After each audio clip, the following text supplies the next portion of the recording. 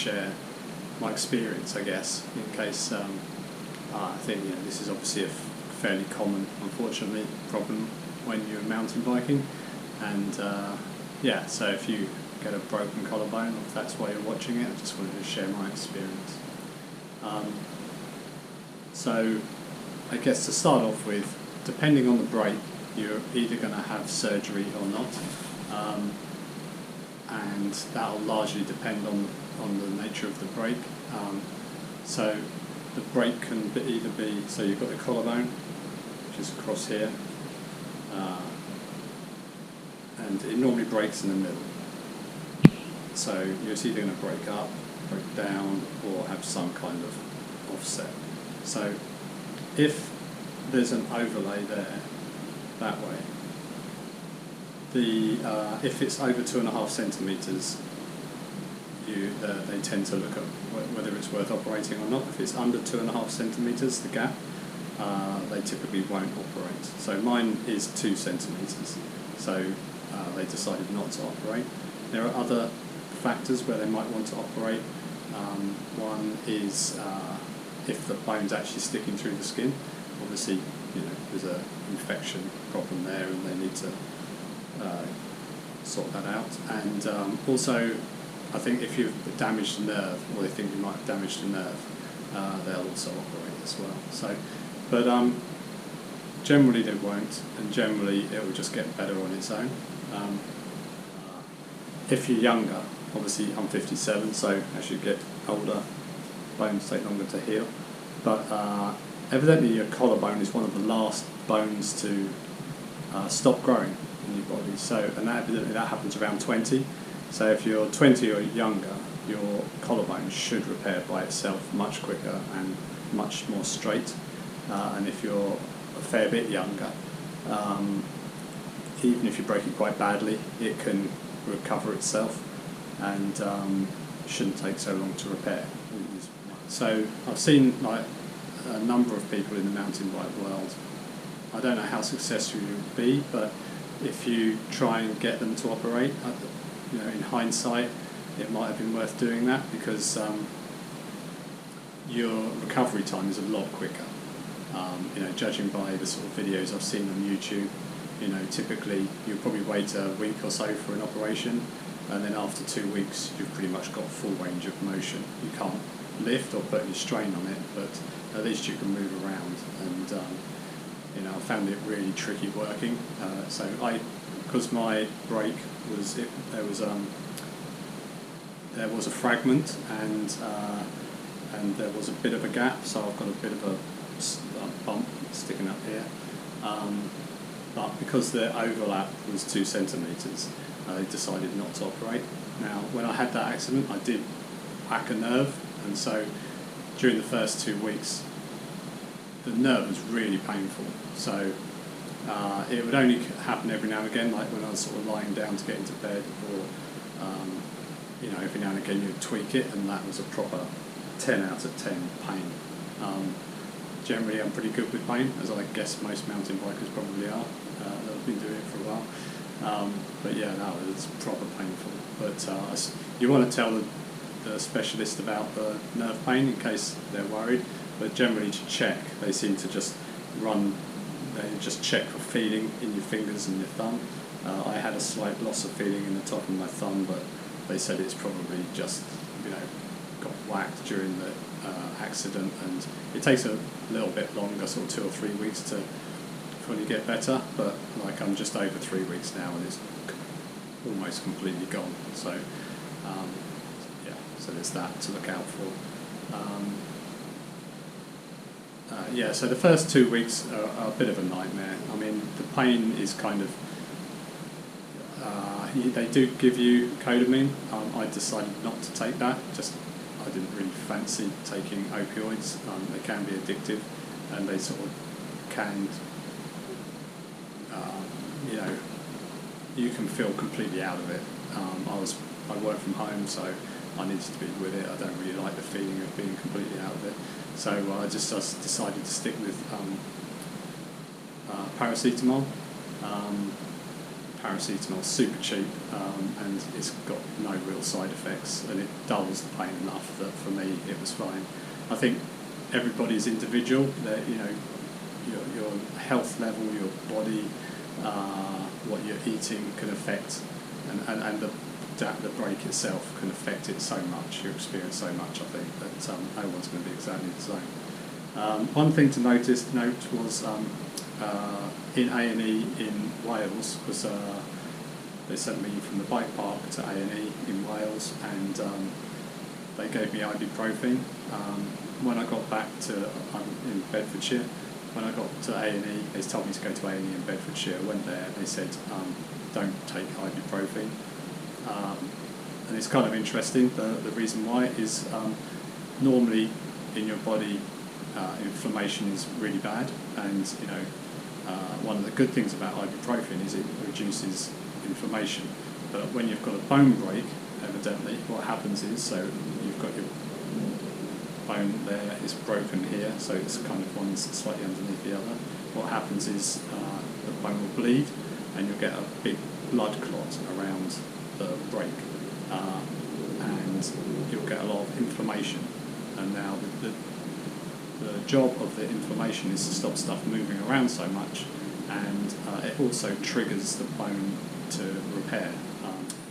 Part of the repair process, your body's capable of taking some bone away and where it's not needed, and depositing it back where it is needed. So, like, I've got quite a prominent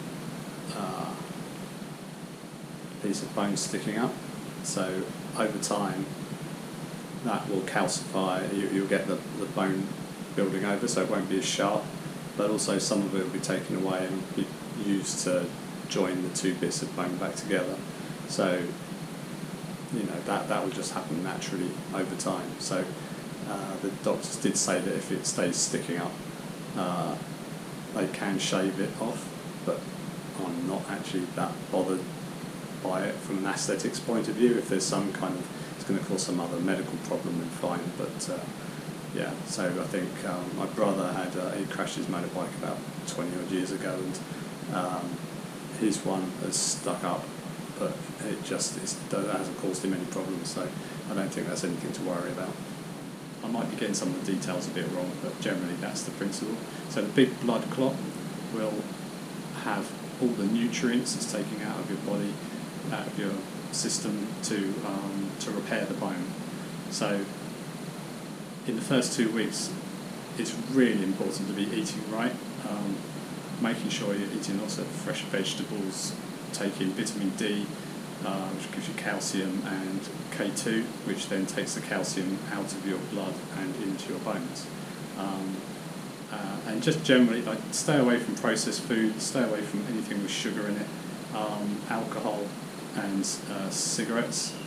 They all really slow down the repair, and you might not get, they call it non-union of the bones, where in a certain percentage of breaks, the bones won't repair and join back together again. And all of these things, all the nutrients you're bringing in and the stuff you're putting into your body is going to have a big impact on whether that's successful or not. So yeah, try and keep that under control.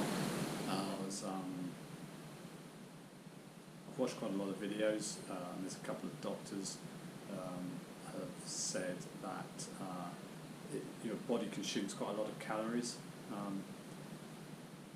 while it's repairing. So yeah, again, on the nutrition thing, just I wouldn't cut back too much because you're not exercising.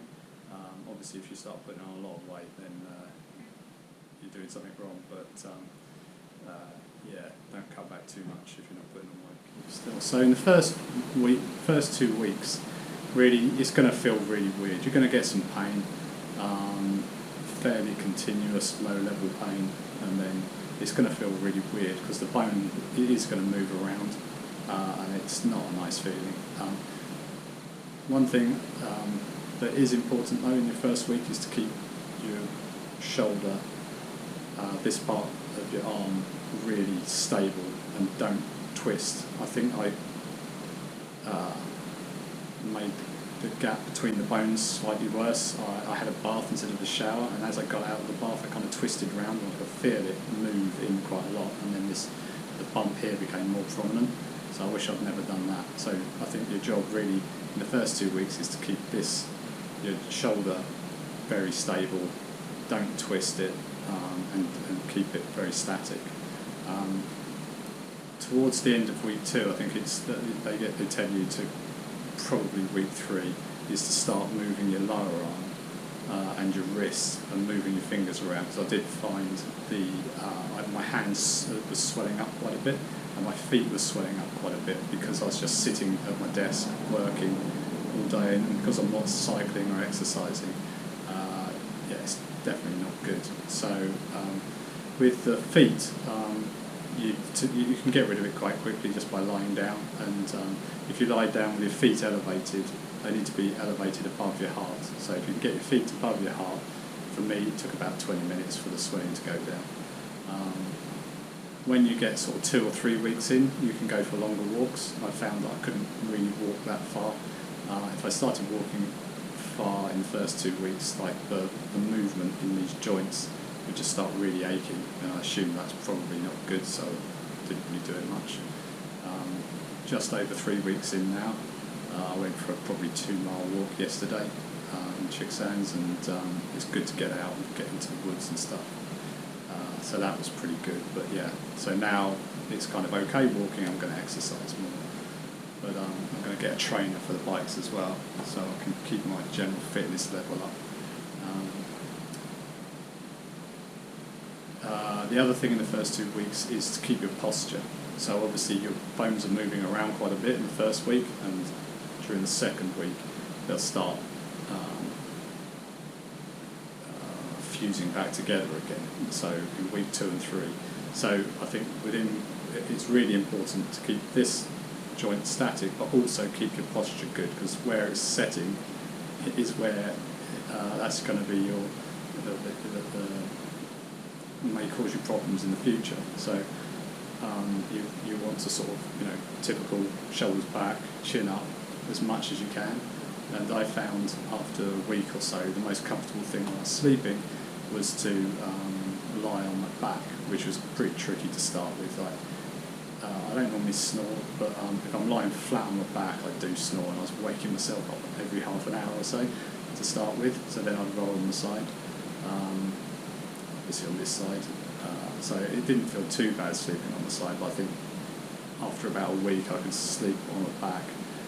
And that also allows your elbow, because you keep this bit static, but you can then let your lower arm go more straight down, which stops the joint seizing up, because evidently your elbow is one of the quickest one of the quickest joints to seize up if you don't move it. And it does feel a bit weird after 3 weeks in the sling. It does feel a bit weird, but I'm still thankfully able to, when I'm lying down in bed, to hold it straight down, and then just gently while I'm lying down. I find it most comfortable when I'm lying flat to then move my forearm up so my fist is nearly touching my shoulder, and then go all the way back down to flat again. Just do that a few times just to keep your joints mobile, and your wrist as well. It's important to do your wrist. I found what worked for me with showering was I got an exercise band, a resistance band, and just put it over this shoulder, on the opposite shoulder, and just hooked it under my thumb, both sides, so it supported the weight of my arm, and that obviously it's waterproof, so it kept my main sling dry. So that was a good way, and you can just about get your hand under your armpit to sort of try and, because that stinks, it's terrible. To try and, because what you don't want to do is move the angle of your shoulder out. You need to keep that straight down. So I could do it a little bit, maybe a centimetre or 2, just to get my hand in there. Otherwise it's just disgusting. Yeah, I normally live in t-shirts, but they're a nightmare. Obviously getting a t-shirt around your arm and then over your head, forget it. So button up, anything that a button-up shirt is much easier. I guess if you want to wear a coat, a lot of people put this arm on and then just have the coat over the other, just put it over the top. But I think for a shirt, this is actually quite easy to get on. You just thread the sleeve on this side first, bring it over here, and then you just sort of put this arm in, bringing it up, so you just put less pressure on here. So it's much easier than trying to put a t-shirt on. But yeah, so now I can move it a bit more sideways, but you really should, even now after 3 weeks, keep this joint static. I think after 4 weeks, I've got to go back to the doctors after 6 weeks. I think after 4 weeks you can start moving it around a bit, but if it hurts at all, you just stop. You definitely don't want to push through pain when you're talking about bone repair and joints, even when you're sort of doing your physio afterwards to get all your joints moving properly. You know, if it's pain, you've gone too far. If you can feel it, it's okay, but if you're getting pain, just stop. So yeah, into week 3, it's definitely much more comfortable. You still can't put any weight, even holding a glass of water in your hand. You can feel like you're putting pressure up here. And I think week 3, that's still too early to be doing stuff like that. I mean, I've seen other guys on video. I think it's Pin TV, the guy there broke his collarbone, but he didn't have that big protrusion there, and he seemed to recover much more quickly. So I think it's all dependent on the fracture, your body, and just talk to your doctor about what you should be doing. Obviously, with all this stuff, this is just my experience. I'm not telling you what to do. I just let you know what I've got up to. And obviously, after 8 weeks, I think so after 6 weeks, you can start driving again, doing stuff like that. So you get most of your range of movement back, and you can go back to normal life. You can start cycling on the road, but as far as proper mountain biking, like jumping off stuff and where you're going to get impact on your shoulder, you can't be doing that for another. I think the doctor said like at least 3 or 4 months before the bone's fully strong again. And one of the guys on YouTube, mountain biker, said after 8 weeks he just thought, that's it, I'm back to normal. Was mucking around with his mate, boxing. His friend hit him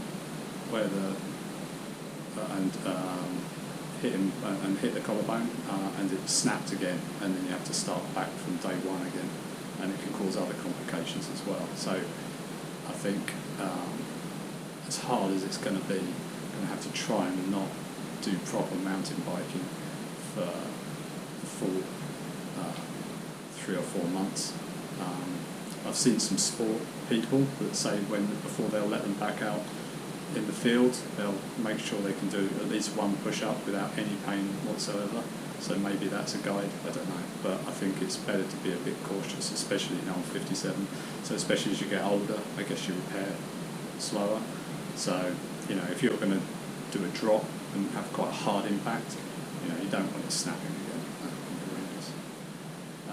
Other things, I need to get a turbo trainer for the bike, because otherwise, after all that time, your muscles atrophy so quickly when you're not doing much. Don't want to start from scratch. Yeah, I think that's probably it. Thanks for watching.